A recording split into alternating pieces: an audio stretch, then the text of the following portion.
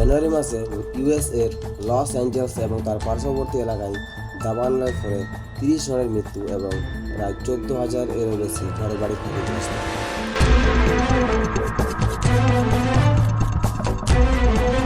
মহাকুম্ভে ধস্তাধস্তির ফলে প্রায় 30 জনের মৃত্যু এবং 60 জনেরও বেশি আহত।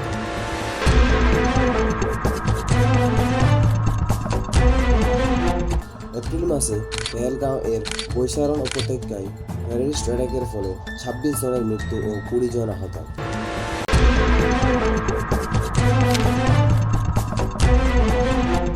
আহমেদাবাদের এয়ার ইন্ডিয়া AI-171 প্লেন দুর্ঘটনার ফলে 241 জনের মৃত্যু। জুন মাসে ইরান ও ইসরায়েলের মধ্যে যুদ্ধ শুরু হয়, যার ফলে এখন পর্যন্ত অর্থাৎ 30 জুন পর্যন্ত জনের মৃত্যু এবং 3,200 জন আহত হয়।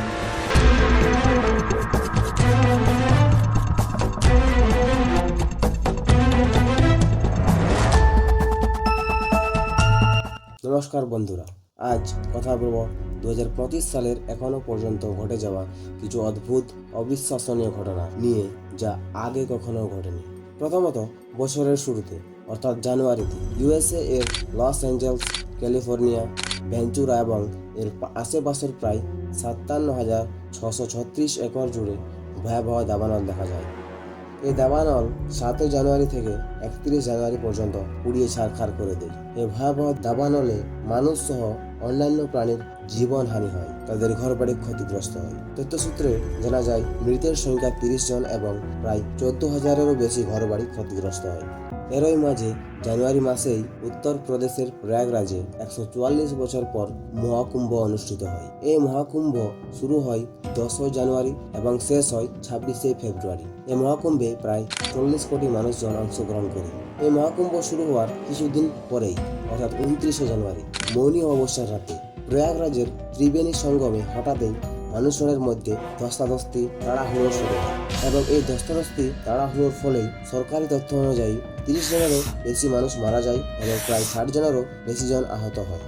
এরই কিছু মাস পর অর্থাৎ এপ্রিল মাসের 22 তারিখ জম্মু ও কাশ্মীরের পেহেলগাম সংলগ্ন বৈশারণ উপত্যকায় সৌন্দর্যকে উপভোগ করার জন্য অন্যান্য দিনের মতো 22 এপ্রিলও অনেক টুরিস্ট এসেছিল।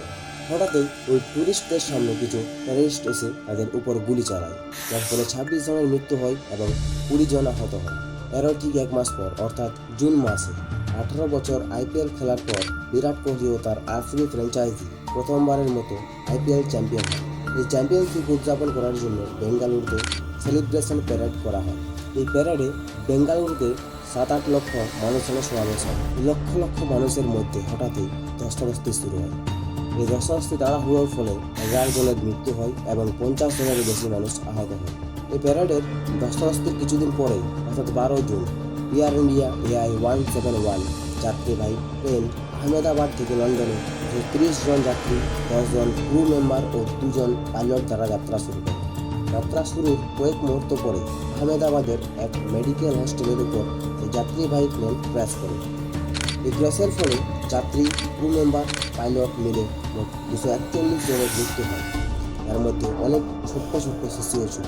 ওই ক্র্যাশে শুধুমাত্র একজনেই বেঁচে আছেন, যিনি হলেন বিশ্বাস কুমার রমেশ। এই ঘটনার পরের দিন অর্থাৎ 13 জুন ইরান এবং ইসরায়েলের মধ্যে যুদ্ধ শুরু হয়। আর যুদ্ধ মানেই ক্ষয়ক্ষতি। এই যুদ্ধের ফলে এখনো পর্যন্ত অর্থাৎ 30 জুন পর্যন্ত মৃত্যু হয় ও প্রায় 3,200 জনেরও বেশি মানুষ আহত হয়। এছাড়াও ঘরবাড়ি প্রচুর ক্ষয়ক্ষতি হয়। এই সমস্ত ঘটনা শুনে আপনাদের মনে হতেই পারে যে এই সমস্ত ঘটনা তো স্বাভাবিক ঘটনার মধ্যেই পড়ে, এমনটা তো ঘটতেই পারে। কিন্তু না, এগুলি কোনোটি স্বাভাবিক ঘটনার মধ্যে পড়ে না। এই ঘটনাগুলি কখনোই আগে একসঙ্গে 6 মাসের মধ্যে ঘটেনি। আপনারা শুনলে অবাক হবেন যে 2025 সালের ক্যালেন্ডার এবং 1941 সালের ক্যালেন্ডার প্রায় একই। এইবার আপনি ভাববেন যে ক্যালেন্ডারে তো মিল থাকতেই পারে, এটা তো অবাক হওয়ার কী আছে। হ্যাঁ, এটা স্বাভাবিক ব্যাপার। ক্যালেন্ডারের তারিখ মেলাটা কোনো নতুন জিনিস নয়, কিন্তু এই 1941 সালের ক্যালেন্ডারের ঘটে যাওয়া ঘটনা শুনলে আপনিও অবাক হয়ে যাবেন। 1941 বিংশ শতাব্দীর সবচেয়ে ভয়ঙ্কর বছরগুলির মধ্যে একটি ছিল। এই বছর দ্বিতীয় বিশ্বযুদ্ধ, বোমাবাজি, নরসংহার, দুর্ভিক্ষ, মহামারী, কী হয়নি সেই বছর। এই সব কিছুর জন্যই বহু মানুষ মারা যায়, যেমনটা 2025-এ হচ্ছে। প্রতিদিন কিছু না কিছু বিধ্বংসী ঘটনা। খবরের চ্যানেল দেখলেই আজ ট্রেন দুর্ঘটনা, ও কাল এরোপ্লেন। সকালে ঘুম থেকে উঠলেই মনে হচ্ছে না জানি আজ কিসের অ্যাক্সিডেন্টের খবর শুনবো। মাত্র 6 মাসের মধ্যে এত মৃত্যুর খবর। এখনও তো 6 মাস বাকি। জানি না এই 6 মাসের মধ্যে কী কী ঘটে যাবে। সবাই সুস্থ থাকুন এবং সতর্ক থাকুন, এটাই কামনা করি। ধন্যবাদ আমাদের ভিডিওটি দেখার জন্য। ভিডিওটি ভালো লাগলে অবশ্যই একটি লাইক করে দিন এবং আমাদের চ্যানেলটি সাবস্ক্রাইব করে দিন।